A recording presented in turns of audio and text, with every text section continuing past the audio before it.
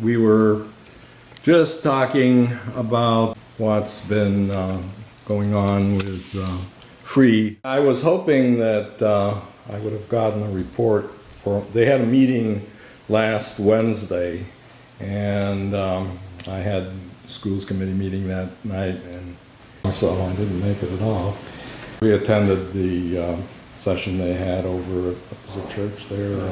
On the East End. First United Methodist Church, and they had a overall session and then broke it up into the various subcommittees that they have, one of which is the education group, and Judy and Howard Eagle were the ones who were the facilitators for that. Although it was somebody else that day. Howard was sitting as part of the group, as I recall. Is he representing FACE or anything like that? And he didn't have a role too? Or? I don't know. He didn't. He didn't mention that. Okay. But he's involved in a lot of stuff. yeah, he's in a lot of stuff, and one of these days, I'm sure he'll come to this. He's on the list that gets the. Oh, he's an educator. Oh yeah, he's been involved with stuff for a long time. So anyways, we didn't make it to the meeting on the 11th, but we'll try to continue to get involved. And if any of you, I'll try to make sure that I send out dates for the next meeting, dates and location. And if any of us can make it, hopefully we can. And that was one about race and education. That was race and education. They had come up with a couple of things. They expanded. We talked about 3 categories, and they had expanded that to something like 6 or 7 that came out of the various feedback they got from the workshops that the Southwest Common Council Education Committee had with them, and other groups where they held those. And then they picked 2 at the Second Community Summit to focus on having a kind of a model school that would be embracing all the teacher training for sensitivity on race, and would really embody everything that they're trying to put into the school. So that was one of the 2 main items. And was the other one the rating level or something? Or yeah, that might have been it. 6. Yeah. Didn't you also want to look at another state's core curriculum outline and how much better it was than Not sure. a lot of the other ones? I'll have to go back. I think I think that was mentioned at the Flint Street. Yeah, that was. When they were talking about Kentucky. Yeah. one of the things, I think I sent out a copy of some notes that she had sent on the first one, but I'll have to dig out what their goals had been for the last meeting, and then hopefully we'll also have had some feedback from them as to how they're proceeding. So that's about all we can say right now, unless we may have somebody come in a little later who has some knowledge of it. The other thing that we've been pursuing, as you probably know if you've been to I won't say too many of these meetings. You can't come to too many of these meetings. To a number of these meetings, but we've been trying. Mr. Eagle. Pardon? Hey, he can report on it. Wow. Speak of the devil, and he is here. Who can we invite next? Ah. Well, we got to do some name dropping. Yeah, we gotta. Come in, you are. Your ears should be burning. Your ears should be burning. Oh, is that right? I hope that's a good thing. Not sure whose this is, but we were just talking about. It was here when I came in, so I'm guessing that somebody else had been meeting here. We had just been talking about the June 11th meeting that,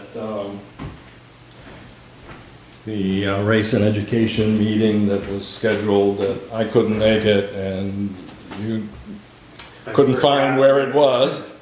Yeah. So I was hoping that somebody could fill us in on how things went. Things went very well. We meet at 550 East Main Street, which is Action for a Better Community office. That's the East Main Street? Yeah. There's a core group of us, about 9 people, who've been really working with the there are 5 work groups. The education work group is one of those. There's a core group of about 9 people who've been working consistently for 2 years in terms of developing goals. And over the course of those 2 years, probably, I'm guessing, maybe a couple hundred people have come and gone, but there's just a core group of us who stayed. We had the summit, the education summit, on the 31st. And so this meeting was the first meeting after the summit. We, 27 people, I think it was, who had not been involved with us to that point, attended the meeting, the one you missed. And so what we did was review our 6 goals. We have 6 goals, and we have 2 that are priority goals. One is centers around the need for comprehensive, ongoing, anti-racist professional development within the Rochester City School District. The day before that meeting, we had met with all of the union heads and president of the school board, Van White, and a representative from, all the unions were represented in the administration, and talked with them about this idea, because we know we can't move forward without their cooperation and participation. We got a general agreement that they would stay at the table and we would develop a process. There was a kind of sticking point in terms of mandatory. We believe that this needs to be mandatory, and they don't necessarily agree. They don't want to with be held to that fire once it's established. Right. So that's an ongoing discussion, but in general they agree that we must do it. So this would be part of what we were reporting out the next day to the larger group and so forth. As it relates to our other priority goal, we want to develop a model around the concept of an anchor school, with the school being a center of activity for a neighborhood, as it should be naturally. At least it should be one center of activity. And so we had approached school number 19 about the possibility of working with them to develop this community-based model. I think they're open to the idea, but we haven't had a chance to really talk details with them. We hadn't heard from them prior to the summit, but we just got a notification yesterday that they were so wrapped up with this testing and so forth that that's why they didn't get back to us. So we're going to be meeting with them. The other goals, the other 4 goals, center around the need for us to get really focused on developing foundational skills, literacy skills, reading, writing, math, and so forth. Anti-racist instruction in terms of, and I don't know where this issue is going to go, because this is sort of a state issue, So we're talking about curricular changes and not having to piecemeal it, but it should be in the curriculum. Consistency. Yes, absolutely. The need to attract and retain more educators of color, and not just any educators of color, but first of all, like any other educators, people who are qualified and preferably race-conscious, class-conscious, and committed to doing perhaps beyond what the contract says they have to do. Also, as a goal, is the last one is the need to become really, for the district to become really serious about inclusive decision making for parents and community members at every level of the system, at the building level, at the central level, and so we want to push for that. So right now we just took up the first 2 goals, the priority goals. As the group expands, which we hope it will, as we continue to build it, we understand that people might have interests other than the 2 priority goals that we have chosen, and so if people want to take the lead on beginning to develop real concrete work, though not abstract stuff, then, we're open to that. One new goal was put on the table at the meeting, something that we hadn't talked about. I think we had thought about it a little bit, but hadn't talked about it. Someone thought that if we don't have people in decision-making positions, specifically at the board level,